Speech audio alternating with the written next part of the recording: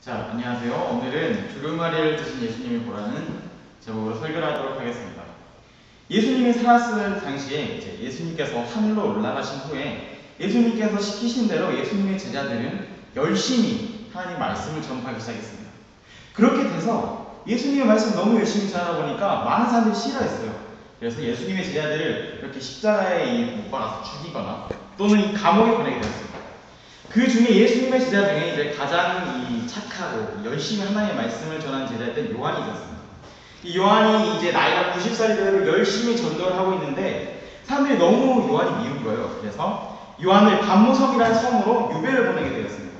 그래서 요한이 90세의 나이로 반모섬을 이렇게 천천히 거닐고 있었습니다. 그런데 요한이 이렇게 바다에 이렇게 거니던 도중 예수님께서 요한에게 나타나셨습니다. 그 당시에는 이 요한이 살던 당시에는 많은 사람들이 예수님을 믿는다는 이유만으로 핍박을 당하고 있었기 때문에 괴롭힘을 당하고 있었기 때문에 예수님께서는 그 예수님을 믿음으로써 이렇게 피해를 당하는 사람들에게 어떻게 하면 너희가 그 시련들을 이겨낼 수 있을 것인지 알려주기 위해서 요한에게 나타나셨습니다. 그래서 요한은 예수님께서 보여주는 계시를 보게 되었습니다. 요한은 예수님께서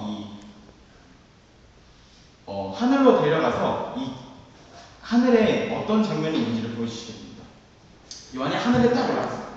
요한이 딱 하늘에 올라가니까 그곳에는 수많은 이 보석들과 여러 가지 있는데 그 하늘나라에서 정 가운데 하나님의 보좌가 있었고 하나님께서 앉아 계시고 그 주변에 네 생물들과 24장로들과 수많은 천사들이 있었습니다.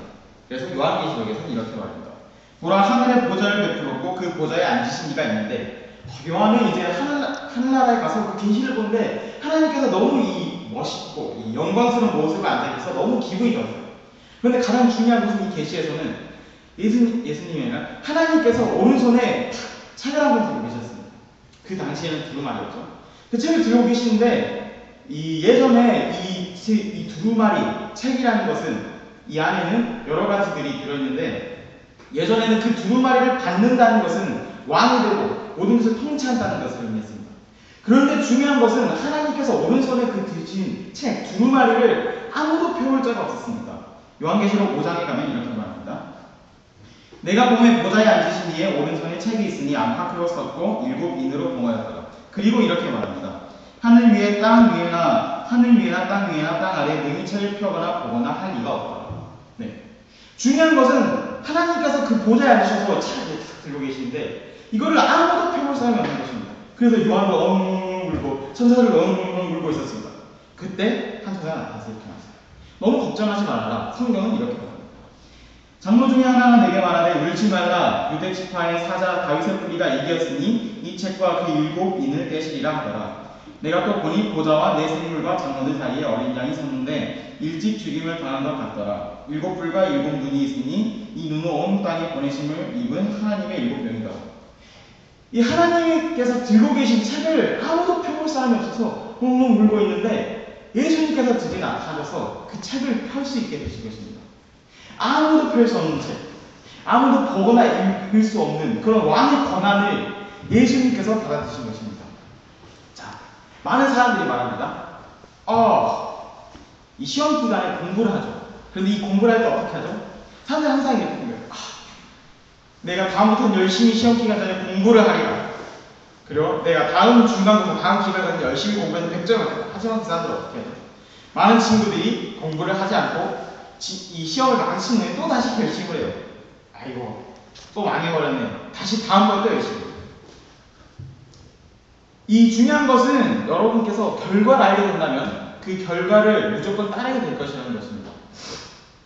만약 결국에는 성공하게 될 일이 있다면 여러분은 그것을 하게 될 것이라는 것입니다. 여러분이 만약에 그림을 한 장 가지고 있는데 이 그림이 만약에 마지막에 100만 원을 팔릴 그림이라면 여러분은 이 그림을 지금 팔겠어요? 지금 팔면 이 그림의 값어치가 이 10만 원밖에 없는데 나중에 팔면 100만 원이에요. 여러분은 그 그림을 팔지 않게 되겠죠. 많은 사람들이 핍박을 당하거나 힘듭니다. 왜냐하면 예수님을 믿기 때문입니다. 예수님을 믿음으로써 핍박을 당하고 어려움을 당하기 때문에 사람들이 이렇게 생각해요. 예수님을 믿지 않고 조금만 더 편하게 살까? 예수님을 믿지 않으면 조금 더 편하게 살 수 있는데 그냥 예수님 포기할까? 하지만 중요한 것은 이 계시록에서 말하기를 이 예수님께서 이 하나님의 오른손에 드신 두루마리를 받으심으로써 예수님께서 그 모든 일을 끝낼 수 있는 권한을 가지게 되셨다는 것입니다. 결국에는 예수님께서 모든 일을 끝내시는 통치자 역할을 하신다는 것입니다. 지금은 사단이 왕으로 보일지라도, 지금은 사단이 지배자로 보일지라도, 지금은 예수님을 믿음으로써 모든 사람들이 핍박을 받고 힘들게 사는 것처럼 보일지라도 결국에는 예수님께서 승리하실 것이라는 것입니다. 여러분, 예수님 믿음으로써 가끔 이렇게 힘들 수도 있습니다. 옆에서 친구들이 너 예수님 믿어? 이상한데? 너 믿지 마. 이렇게 얘기할 수도 있습니다. 너무 힘들 수도 있어요. 하지만 여러분께서 하나님의 오른손에 있는 두루마리를 받아드신 예수님을 바라본다면, 여러분은 결국에 승리하신 예수님을 바라본다면 그 모든 시련을 이겨내고 마지막에 또한 예수님과 함께 승리하는 여러분이 되실 것입니다. 감사합니다.